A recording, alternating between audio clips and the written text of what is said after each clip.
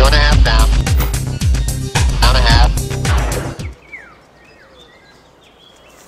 Salut, nous voici aujourd'hui sur une gravière qui est pour moi inconnue, qu'on a la chance de pêcher grâce à un ami du coin qui s'appelle Jean-Paul Méhu.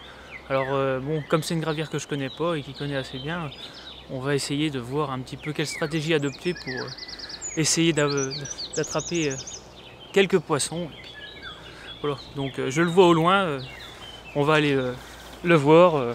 Et puis... Il y a un truc très important quand on arrive sur un plan d'eau comme ça inconnu, c'est la possibilité de visualiser le poisson. Alors pour ça j'utilise des lunettes polarisantes, tout simplement, qui me permettent de regarder à travers l'eau les poissons s'ils sont proches du bord, dans les bras. J'ai aussi une autre possibilité pour quand j'appréhende un nouveau type de plan d'eau, c'est grâce à internet, ce qu'on appelle Google Earth. En fait ça permet de récupérer les données au niveau satellite de tous les plans d'eau. Donc après ça nous permet de voir peut-être des fois les eaux fond, tout ce qui est roselière, tout ce qui est herbier, et de réfléchir à sa pêche avant d'arriver sur le plan d'eau. Salut Olivier, ça va? Ça va et toi? Écoute, ça va bien. Ah ouais, franchement c'est chouette. Hein. Ouais.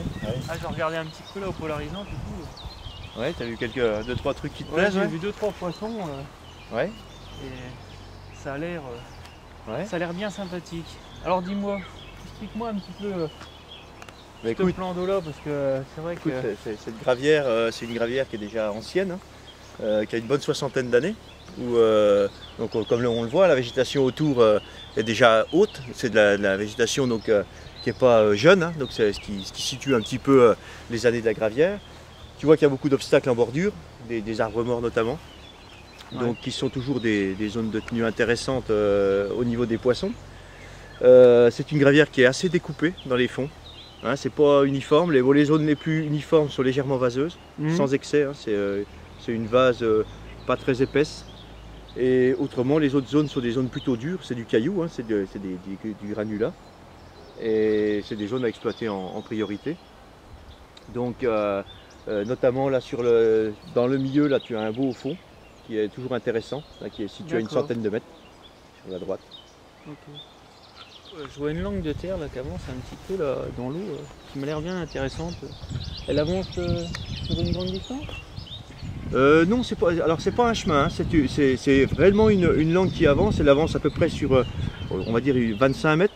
Et derrière la langue, là, ça casse très net et c'est un des points les plus profonds du plan d'eau.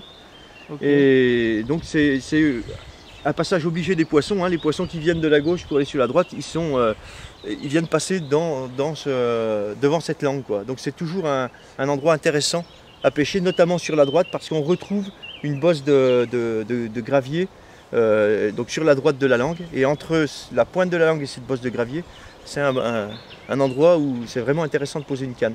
C'est un endroit où c'est un passage naturel. Ouais, voilà, tu as régulièrement des touches là. Et au niveau du fond Alors on est donc devant la langue, donc dans le profond, donc sur un fond vaseux, et dès qu'on remonte sur cette bosse, donc c'est du dur, hein, et tu trouves bien en tapant au plomb la limite dur, mou. D'accord, super. Voir l'eau, elle est vachement claire ici. Je vois qu'il y a un peu de limon. Il y a quand même des herbiers, de nourriture naturelle dans ce plan d'eau. Bah, écoute, je vais être embêté moi. Écoute, au niveau des herbiers, il n'y a pas grand chose. Il y a un petit peu de limon là sur les bordures. Il y a quelques herbiers dans la baie droite là qui poussent, mais sans excès, hein. Il n'y a pas beaucoup d'herbiers. Et au niveau de la nourriture naturelle, c'est pas extrêmement riche, mais on a un peu d'écrevisses. Il commence à y avoir quelques corbicules. On a un petit peu de porte-bois au printemps, mais bon, c'est pas très riche, hein. C'est pas une eau acide, c'est plutôt assez neutre, hein, au niveau du pH, hein. Okay. Et au niveau des indésirables, tu vas pas être embêté du tout, quoi. Il n'y a pas de poisson-chat. Pas besoin de protéger. Non, les écrevisses, c'est du petit écrevis et tu n'as pas de souci avec ça, quoi. Il y a quelques brèmes, mais en principe, elles touchent pas beaucoup. Ok. Donc les petits appâts, tout peut être employé sans problème. Un appât molle, une pâte crue même éventuellement, ça te pose pas de problème. Une pâte d'enrobage ne pose pas de problème. Tout à fait. Non, mais voilà. Non.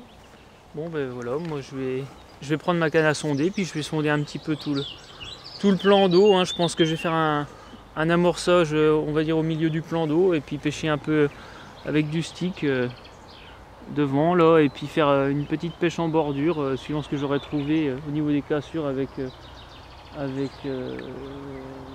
ma canne à sonder, et puis je pense que ça devrait bien se passer.